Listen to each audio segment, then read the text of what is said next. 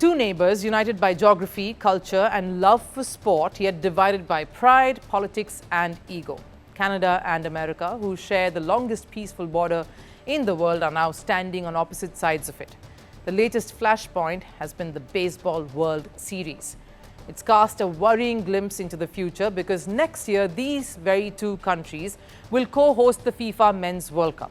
And recent events all say that this might just be a warning sign of what's to come. Now, Canada and America's sporting story has always been a bit complicated. Ice hockey made them rivals, basketball made them teammates.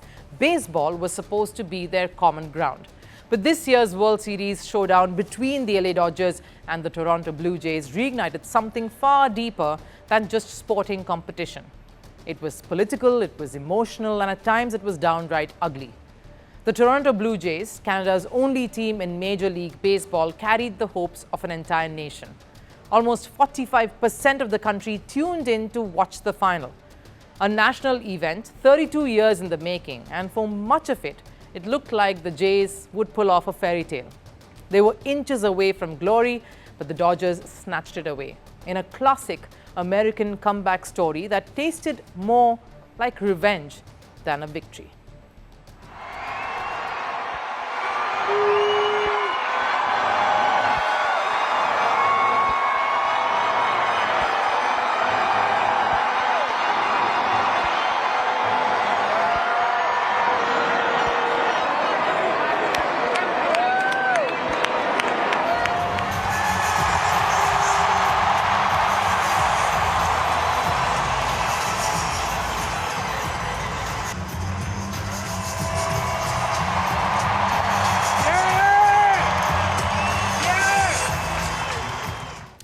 But more than this moment, it was how the series really panned out that really stands out. Boos for the US national anthem, jeers echoing through Toronto's Rogers Centre. It wasn't team versus team, it was country versus country.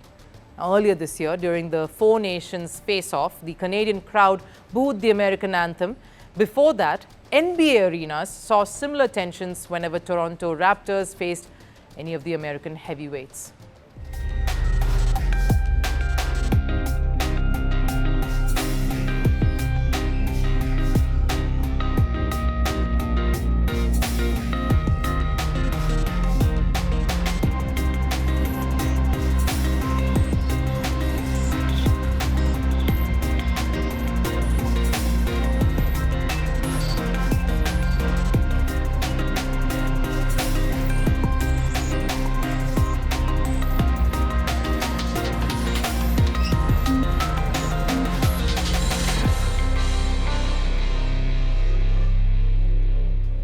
From ice rinks to basketball courts, from political podiums to baseball diamonds, it's becoming clear the borders are open and the wounds, they're beginning to show. Adding fuel to the fire is US politics. Donald Trump's recent invitation to the Dodgers to celebrate their World Series triumph over the Blue Jays at the White House is just another attempt to stoke the fire.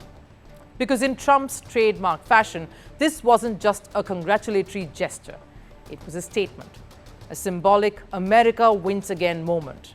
No, he hasn't called Canada the 51st state, not yet, but the message is clear. In sport and in diplomacy, America leads and Canada follows.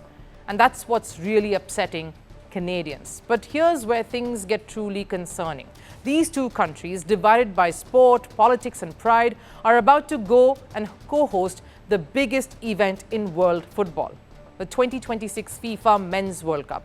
It's a tournament that will feature 48 nations, 16 host cities, and there's billions of dollars in investment here.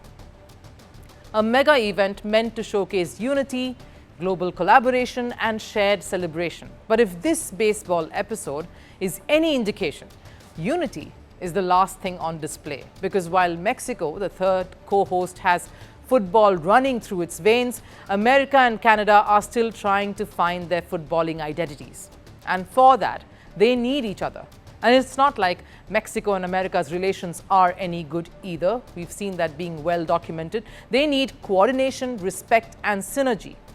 But if rivalry surpasses and replaces respect, if politics seeps into the pitch, the biggest football festival in North America could turn into a logistical and diplomatic nightmare.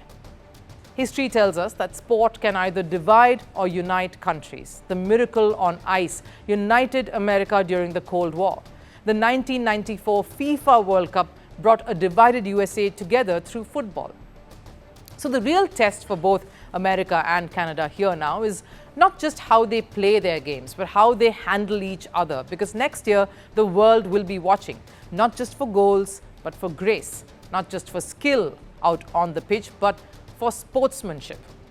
Canada and America have every reason to celebrate each other, their history, their culture, their shared passion. But lately, every anthem, every pitch, every handshake, it feels like a line in the sand. If these two nations can't come together on the field, how will they welcome the world to their field next year?